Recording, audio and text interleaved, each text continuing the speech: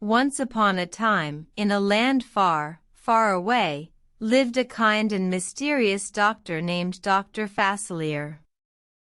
He was known for his love of art and his ability to create enchanting paintings that brought joy to all who saw them. One day, Dr. Facilier discovered a special magic paintbrush hidden in his art studio. This wasn't just an ordinary brush.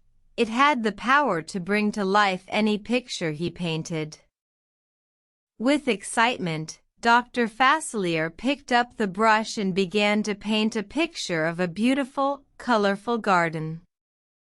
As he painted the last stroke, he watched in amazement as the garden bloomed right before his eyes. The garden was more beautiful than he had ever imagined. Flowers bloomed, birds sang, and bees buzzed, creating a symphony of nature's harmony.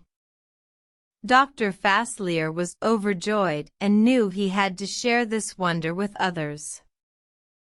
He invited the children of the village to come and see his magical garden. The children gasped in awe as they entered the vibrant, living picture. They played among the flowers, chased the butterflies, and laughed with the joy that only a magical garden could bring. But as the day ended, Dr. Facilier realized that the magic paintbrush had one drawback.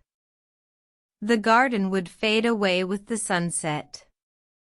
He knew he had to find a way to keep it alive forever. Dr. Facilier thought long and hard, and finally, he had an idea.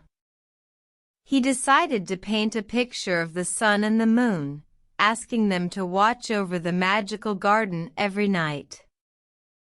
With a final, hopeful stroke, he completed his painting. As the sun set, the magical garden did fade, but the picture of the sun and moon remained. To his delight, the next morning, the garden was there, just as vibrant and beautiful as ever. From that day forward, Dr. Facilier's magical garden brought joy to the village children, day after day.